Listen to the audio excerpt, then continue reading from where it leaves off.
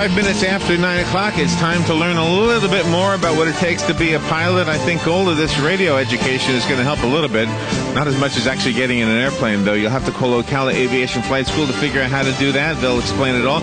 In the meantime, Brad Boersma is here. Josh Verdunk is not here today.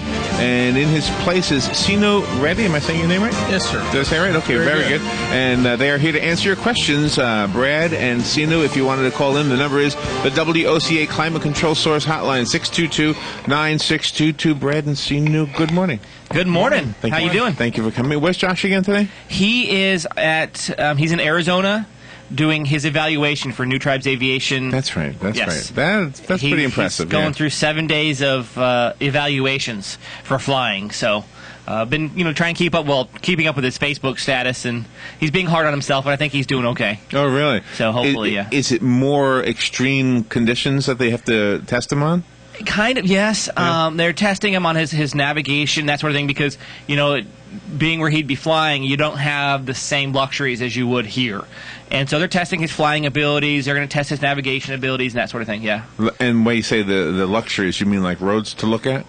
Well, roads to look at, no mountains in the way. Yeah, because in Arizona they purposely have it where there's some mountainous terrain, so he has to be able to fly around that. Oh, wow. It's just different. They give him different situations. And so, they take away everything, and he has to navigate just by using a sectional instead of GPS and everything else. So, okay, here comes. I feel it's going to sound dumb, and I know you don't like when I say that in advance. It's my precursor to any dumb question. Just so you know, when you're flying over a mountain, does the altimeter does it tell you how far you are above the mountain, or just how far you are above sea level? Would you like me to answer that one? Oh, you can if you want. It depends upon the airplane equipment. We do have two different altimeters in modern jetliners. One of them is called a radar altimeter, which actually sends a signal down to the bottom, and it reflects off. But that's only good for 2,500 feet in my particular model of airplane. So if you're flying over a mountain that's 14,000 foot, and you're at 16,000 foot, your radar altimeter will show the terrain rising towards the aircraft. Oh, okay. But if you're at 35,000 feet, no, it won't. And neither will the altimeter that you use to use 99% of the time. Okay. So an airplane like the ones that we normally see at the Ocala Airport. No. So what does it say? Does it say does it say what we are above sea level? Is that zero, and you have to kind of memorize that or something? Well, it's not. Well, you have to plan it. It's not memorizing. I mean, you have your sectionals and you plan for how high the elevation is. Oh, okay. So that's Ocala Airport, we're at 89 feet. And so, when you're flying pattern altitude, you fly at 1,100 feet because you got to be 1,000 feet above for the pattern. Isn't that amazing? We're only 89 feet above sea level. Yes. Well, I mean, Florida's kind of flat. Kind of flat, yeah. And what about Daytona being so close to the ocean? Is that 3 feet above sea level? I trained in Daytona. If I remember correctly, I want to say it was only about 15 feet above sea level. That makes sense. Yeah. Wow. Yeah. So. But then you go to Denver, Colorado. Now your altimeter is going to read 5,620 feet. Oh, wow. While you're sitting on the ground. Exactly. And what about Death Valley or any place that's below sea level? It will read negative, too. Yeah. It will? Yeah. And so that's one of the things, too, is why if you're going to go to other places, it's different training. We have a student that came here. He's in Alaska, and he's here back and forth. Well, he got his ratings here. He got his private and his instrument. That doesn't mean he was ready to go to Alaska and just fly. I mean, he went to Alaska and had more training because it's going to be a lot different there. The mountainous terrain, the elevation, everywhere you go is going to be a little bit different. That's why you can't just jump from one state to another without, paying attention to what you're doing. Right. So when Orville Wright, he was the first teacher, right? Wasn't he the first teacher? I guess, pretty much, yeah. I wasn't alive back then, but I'll take your word for it. So he would have to have said, look, you're going to have to figure out the ground is there. They probably just kind of looked. They weren't going very high.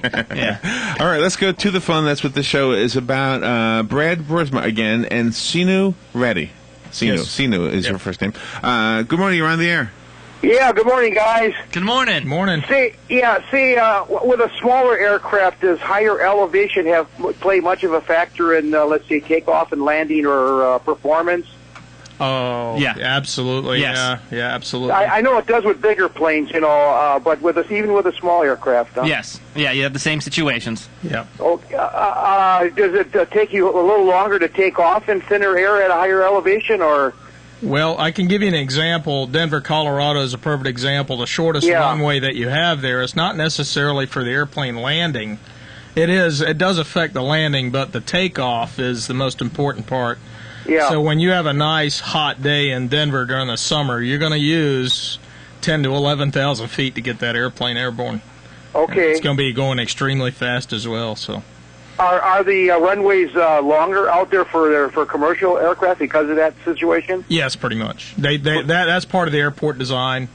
They do have in mind what airplanes are used in what airports to when it comes to planning, with the local airport authority. I would imagine Phoenix has probably longer runways too, because it really gets hot out there in the summer. Las Vegas as well. Yeah, it gets really hot. Yeah. Okay, nice talking, guys. Nice talking to you. Yeah. An example of that is, I know we had another call, but I know that when my grandparents lived in Arizona when I was a kid, and there were times they couldn't take off because it was over 120 degrees. And if it gets over 120 degrees, the planes just didn't have enough runway to take off because it took too long. I'll give you a perfect example of the other heat thing. Back when I was a captain a few years ago, it was so hot in Las Vegas, we stopped the airplane on asphalt and actually sunk in the asphalt, and we had to use almost takeoff power just to get it to move on the taxiway. Oh, wow. And that asphalt gets that hot to where a 175,000-pound airplane will start sinking into the pavement. Would that heat damage those tires? No, it won't damage the tires. No, it won't damage the tires, but it's hot. I'm telling you, it's hot. Yeah. Yep. Well, is there a dream job? If you get a pilot's license, you say, okay, now I want to earn a living with this. Is there a dream job well, everybody FedEx? has. Well, that's the problem. Is everybody's dream's different. Well, not the problem. That's the advantage. And that's the thing is, I try and tell people with aviation, there's so many different things you can do. You don't have to go do airline. If you want to do airline, great. Some people want to do regional. Some people want to do puddle jumpers. Some people's dream is to go fly in a jungle. It's everybody has a dream. There's a ton of dreams out there. And Josh's dream right now is to do the missionary thing. Exactly. That's very honorable work. I wish him the best of luck. No question about it. But That's awesome. So yes, there's really is awesome. Plenty of dream jobs. Yeah. My dream, to be honest with you, after 16 years in the business, is hopefully retire in 12 years and then just go find a nice job part-time down in the islands, flying 3-4 days a week, just a kind of a part-time thing. And when you say the islands, you mean the Caribbean? Oh, anywhere. Any island. South Pacific. Actually, my dream is probably Tahiti. Hopefully my wife's listening. I think she agrees with Oh, really? Now, why Tahiti? Oh, we've always kind of thought that island life would be nice and calm. Have you been there? No, but I have been to Hawaii several times. Matter of fact, the family and I are planning on heading to Hawaii next week. I had no idea that island life was so attractive. I grew up on Long Island, and it just didn't. Just didn't. I think it's a different kind of island. Different. No grass skirts on Long Island. Well, there are, but you got to pay to see them. Yeah. Probably a little bit different there, yeah. Just a little different. Yeah, definitely. All right, so when we talk about dreams, like when people see a pilot flying, like for example yesterday when the vice presidential candidate landed. I mean, that guy's got 3 or 4 people in his plane. Oh no, there was a lot more than that because a lot of the press and everybody get off the plane. Yeah. Oh, that's true. Yeah. Yeah. But that might be a dream job for somebody. Well, you think about it, that your dream job, then you're only going to be flying every 4 years. So I don't know if you really want to be flying. My wife and I and the family, we did go to the Daytona Beach Air Show this past weekend, and it is really amazing to watch the Thunderbirds fly. So a lot of kids have that aspiration. That's why the Thunderbirds and the Blue Angels even exist. Oh, I would imagine. It's a recruiting effort. They are awesome pilots, and what they go through on a regular basis is just unfathomable to me. But what those guys do, I mean, any dream is possible. Hell, you had the guy that just jumped out of that balloon from space the other day. Yeah. I mean, that started with a dream. That was pretty awesome. Yeah, that was. By the way, did you see what Conan O'Brien did? No. He had a guy in a suit just like that, but instead of the longest free fall, it was the shortest. He had him do a push-up and then let go. He hit the ground. Did it go in the record books? I don't know. I missed that one. I'm sure it was just to be silly. Speaking of like the president and Air Force One and things like that, a couple of questions I've always had about that. Is he always flanked by like fighter jets when he flies anywhere? Does that plane fly alone ever? I can't imagine it ever flies alone. They're not going to be sitting like right next to him. They're going to be around him at some point. Somewhere. You got to remember, any plane the president is in is Air Force One.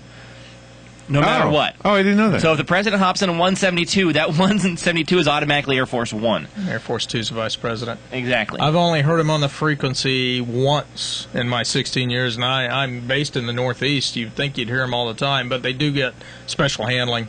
Now, whether they're escorted all the time, that's... You don't know. Yeah, I don't know. I don't. That. I would think so, because at least by something or someone close. Well, I did see a show on Discovery Channel talking about Air Force One recently, and they were talking about that it does have all sorts of secret stuff. That is true, yeah. So maybe a fighter escort is not necessary all the time. That equipment's available for any airplane to, if you had a surface-to-air missile scenario, there is stuff available even for corporate airplanes. Some corporate airplanes do have those systems on there. Anti-missile stuff? Absolutely. Really? Absolutely. Wow. Yep.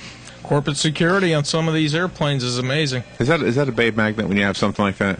I wouldn't know. Do you show the girls? Do you say, hey, I've been with the same woman for 20 years. I wouldn't know what a babe magnet was. Yeah, but you talk. Yeah. I know. No, we don't. You're at the urinal next to the other guy and he's bragging. I've got a wonderful wife. I don't know what you're talking about. I got this, because when I go to the restroom here, I always have somebody next to me arguing me politics. I heard you say this. I said, this is not a good time. They still try, though, huh? Good morning. You're on the air. Good morning, gentlemen. Good morning. When I was a kid, I lived for a while. I lived in Jackson Heights, or actually Elmhurst, Queens, and you could ride down to the LaGuardia Airport, and you could get right up to the planes there, especially at the Marine Air Terminal, because that's what LaGuardia originally was a Marine Air Terminal. And you could also go up to the observation deck on top of the LaGuardia Airport building, the tickets and where the planes pulled in, and you could really see what was going on with the planes and how they were handled and how the people were going aboard them and debarking and luggage and all that. But you can't do that today because of the threat of terrorism. Mm-hmm. So, I feel sorry for the people that can't do that today, simply because when you're that close to them, you really want to get on a plane and go somewhere, or you would want to learn how to fly it. And I think that's a big thing that we miss today. Well, that's part of the reason I got into aviation. My father started me flying very early. And I can remember on Saturday and Sundays, like you're talking about, where you could basically sit at the runway all day long with a little picnic and watch the airplanes, and you always were amazed at how, first of all, they even took off, and just amazed with the aspects of flight. But yeah, you're right. But I will give you an example. That's one thing where Europe maybe is doing a little bit something different than we are. I just got back from Europe yesterday, and Germany to be specific, and they still do have those observation decks, and they still do have families that come out there on weekends to do nothing but watch airplanes, and they make it a family setting for the day. Yeah, well, it's real. I always found it extremely interesting, and I could stay there for hours just watching the different planes. But, like I said, in this country, the only place you can really see the planes relatively up close is to get to the fence at Ocala here. Yeah. Well, you should have been at the Daytona Air Show on the beach last weekend. That was those airplanes were just a few feet above your head. Wow. So remember that for next year. Actually, it's every 2 years. So try to remember that. Well, anyway, guys, have a great weekend. You too. Thank you. Enjoy your program. Thank you, sir. Thank you. Does the fluctuation in air pressure that happens all the time, does that affect the altimeter? No. You went from one thing. Did I? Well, I just kind of skipped over it. Well, it was a question I had from the last. We went on a tangent, a big one. Sorry. That's okay. My fault. That's okay. Tangents happen all the time. Yes, they do. Yeah. Yes, pressures change. Yeah. And that's part of the weather report that you get at the local airport. It will tell you what pressure setting to put into your altimeter. Okay, so that's just correct. something that you do in the beginning when you first get in the plane. Yes. Right. And then what the pilot will do is verify that altimeter that he has currently installed in his airplane is correct, because it should be within a certain tolerance of what the airport elevation is it as simple as, like, when I go in my car and I want to set the tripometer to 0, just push the button and it's 0? Tripometer? Whatever they call that thing. That's what it says in my car. Odometer, I think, is what he's talking about. Yeah, the trip reset button. The odometer, the odometer that has the reset button, yes, so that you can measure your trip. Yes. Well, if you don't push a button, I mean, you have to turn the knobs to get the set. But yeah, it's not too difficult. It's not very hard. If I can do it, anybody can. Good morning. I don't know about that. Good morning. You're on the air. Hey, can I say hello to my son, Sin, already? Hi, Dad. How are you, Dad? How's everything going? Okay. Okay. Are you looking online? Are you watching him on the video? I sure hope. No, I'm listening on the AM radio. Oh, you're listening on the radio? Okay. Oh, this is a man that's totally responsible for where I am today, and I couldn't have done it without you, Dad, and I love you for it. Thank you very much. Okay, thank you, Sin. Bye. Good luck. And where's he calling? Where's your dad calling from? Williston.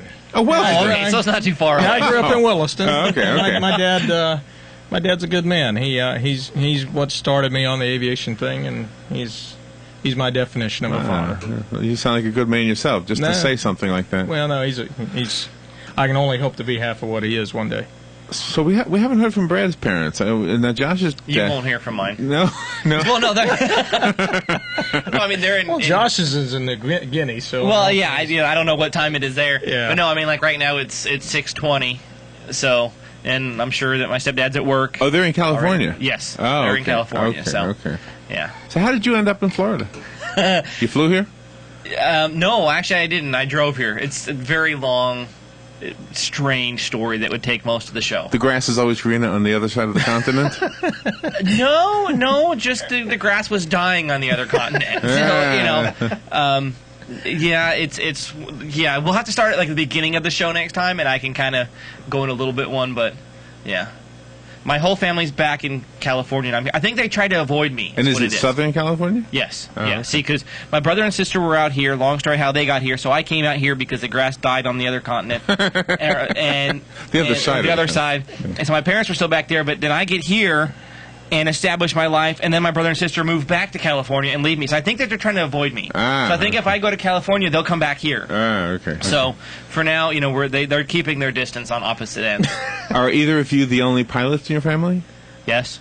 Yes, you are? There's three in my family. My father, my wife, my wife recently, and now me. And that's one thing Josh managed to teach my wife how to fly. And I've been with her for 20 years. I haven't been able to teach her very much. So I have any respect for I have respect for him for being able to do that. But that kind of brings it back to the training. It would have been easy for me and cheaper for me to train my own wife to do it, but you can't really measure quality flight training that way. There'd be a conflict of interest. Like I couldn't get onto my wife without paying for it, if you know what I mean. Yeah, like, I know what you mean. Yeah. So I insisted that when she took the interest in learning how to fly, that she would get a instructor. That's where his full-time job. It's not my full-time job.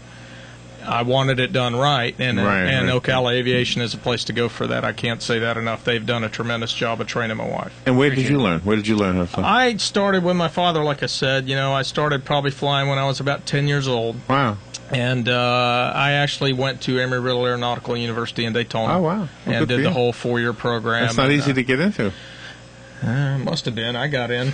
At one time it must have been easy, but no, it does take some dedication. There was plenty of times where I thought about quitting, but it gets tough at times, but you got to persevere and punch through. And how did you end up in Ocala? Well, my family's from Williston. My wife and I both are from Williston, and I'm a local boy. I've got a lot of, you may not look at it, looking at me, hearing my dad, he sounds very Indian, but obviously I don't. So I'm living proof there's rednecks in southern India. Oh, that's too funny. That's too funny. Well, that's what we are. We're a melting pot anyway. We are. Yeah, that's for sure. That's how we ended up in Ocala. My dad's a physician there in Williston. He's been there since the early 70s. So oh, excellent. Good job. Made some very lifelong friends there. Oh, good. You got another question before? No, go okay. ahead, go Well, ahead. real quick, I'm going to do a couple of things here. We don't have any attaboys because nobody's actually got their license in the last week. Okay. We're working on that. Okay. We're working on a gentleman actually taking his next week. But I wanted to give encouragement to Matt Erishman. He's one of our students. He's been working on trying to take his instrument written for quite a while now. He's going to take it today when I get back to the flight school. So I'm wishing him luck if he's listening. But I also want to say too, we had our two students that we've talked a lot about, Marlon and then Carlos. They both came from Ecuador, and recently they both went back. Marlon, he was from the Galapagos, and he came in, got his instrument, his commercial, his seaplane, and he came in, and actually he is now back. He just went back last week and is now looking at doing a job, and that's great. He came here, did what he was supposed to, and I just heard from Carlos he went back and he's got a second interview with LAN Airline in Ecuador. So they're doing what they're supposed to. They came here, they did training, and then they're going back. And it's one of those, I mean, they're here for a long time. Marlon was here for about 6 months, and it's kind of like having a part of you gone, you know, because the school is really like a family. And Yeah, so, bet, you know, he's gone, and hopefully he'll come back, you know, at least to visit when he's a big shot in the Galapagos. He'll come over and still visit us or something. But I would imagine in the Galapagos, a lot of people want to fly because it's dangerous to drive with those big turtles, right? yeah, it is. Yeah. So, yeah, you kind of have to fly if you really want to get anywhere other than there. They're about the size of Volkswagens, aren't they, those turtles? They're turtles? Yeah, I think so. Yeah. Yep. So, but yeah, he has to, he's got a big responsibility ahead of him, and so I know he'll do great. But that was I wanted to tell both of them, good job, because they should be listening. If not, they'll listen later because I told them to. Not that they always listen to me, but at least I can try. What's your trick? Yeah, exactly. Yeah. So we were actually, the whole thing, Cino talked about it, I talked about this morning, we were talking about the whole future of aviation, and but it's one of those, it's winging it. When I was like, okay, I got a plan today. That's what I told him. I actually have a plan today. Plan didn't work. That's why we wing it, No right? plan does. No, it never does, and that's why we call winging it. But, maybe one of these days we'll get on, because people are going to, I'm sure I'll get emails and stuff, because I said I was going to talk about the future of aviation. And Well, just to give you an example on my particular airline, which unfortunately I can't name, but starting in 2013, we lose a pilot every 13 hours to retirement. And there's 12,600 of us. Oh, wow. So there's fewer people coming in to the... Yeah, and it's we could spend the next hour talking about why and pointing fingers different places, but the cold hard reality about it is in the next few years, between the next 5 and 10 years, there is going to be a crunch, and especially in the United States, with finding qualified candidates to occupy the cockpits of our jetliners. Oh, wow. So yeah, the military was the traditional source. They are no longer pumping out the pilots they used to. We all know that. It is a very dedicated thing. If you want a 4-year degree from Embry-Riddle and get your flight training, it is going to cost you every bit of $150,000. Wow. So and to be honest, the airlines have kind of made their own bid in this. When you're paying someone $15,000 a year to start, no high school guidance counselor is really going to guide a child that has those aspirations. That's what a pilot makes? $15,000? Yeah, unfortunately. Well, not a pilot. Not well. I'm talking about in the regional airline industry to work your way up. It's almost like a stepping stone process. How many years would you have to work at that low wage? I'll be honest with you. I'll give you my personal story. I started in 1996, and I made $13,000 my first year. And it took a good 12 years before you finally got a little bit comfortable, started paying a lot of the bills. And I was fortunate to have parents that could send me to school. Now a lot of the other folks I fly with at work routinely do have some hardships with that, but it's been worth it. They would not change a thing because they have the aspiration for it. Now the airlines do have to start maybe reevaluating that pilots are professions again. They're not a number. I mean, we're getting to be smaller and smaller as a group, and they're going to have to start competing for that talent. And you know what I say, too? We can point the finger at ourselves. Absolutely. Because we're the ones who demand the $89 flights and stuff like that, right? Yeah, well, that doesn't help. Well, yeah. You want to go to the phone? Brad, go ahead. Or you do have a phone call? We got a phone call. Good morning, you're on the air. Listen, how many planes, private planes per day, fly in relation to airlines? I've read an article stating that there was at least twice as many private planes or more than there are airlines flying each day And what is the actually percentage? I also read that 0.5% was engine failure. That's literally nothing. So how about elaborating on that so people let them know what had happened? Okay, well, as far as how many fighter planes as opposed to commercial, I really don't. I said private planes. Did you say private or fighter? If it's private, I would believe that. I think you said private. I think you said Oh, private. private? Okay, yeah, private. Yeah, that would make sense. There are a lot of private planes out there. But as far as I think the other one was engine failures, yeah, there aren't many. A lot of times if you have issues with planes, it's most of the time it's pilot error. If you look at almost every report on the NTSB, it's almost always pilot Is that error. Channel 20? NTSB? NTSB. Yeah. But it's usually pilot error. It's not the engine itself. It's not the plane. In the 20-something years I've been flying, I've had one engine failure, and it wasn't really a failure; it was a precautionary engine shutdown. So they're very, very reliable. Yeah. The engines. Yeah. Wow. I would hate that to happen. Yeah, but real quick, just the other thing with the pay and stuff, we actually had a student that he went through, got all of his ratings, went on, he worked for the regional, and they started him, I think he was like at 22. Yeah, and come up a little bit. Yeah, they've come up, but like he's been into it 3 years. I think he's in the 40s now. So it really depends on where you get on, right, as far as what they're willing to do, how many hours you go into, because he went into it with 1,500 hours, and the more hours he had, the more money he was able to make because he had a little bit of leeway and he had better training and that kind of stuff. And so, but they do start you off low. And the problem is people have this glorified thing where they think they're going to get their license, become a commercial pilot, and make $150,000 a year. Yeah, that'd be it's great. Just like with anything. If you start a job, you don't start at the management. You start at the bottom and you work your way up. Yeah. And they have to do that with aviation. But that's the problem is too many people do start at the bottom, and it's very hard to survive starting at the bottom when you have to get loans out for so no question. It does about take some responsibility. Yeah. Yep. So it must need to be something you love. You can't enter it You because have of the to have money, a right? passion for it. Everyone that I work with, all 12,600 pilots that we have at our airline, I would say are still very passionate about the job. Yep. We'll see. New Ready. Nice to meet you. Nice to meet you, Thank you Larry. for coming Thank you for in. having me. And Brad Borisma, thank you again Thank you, as sir. always. Anything else you want to say before we wrap it up? Go Knowles. Go Knowles. Oh, no, he did not do that on my show. Oh. All right. Just so you guys know, I am sorry. He will not be back. All right. What's the number to call if we want flying lessons? 861-7484. All right. All right. Thank you. Thank you, guys. We'll Thank take you, a Brad. little break and be right back.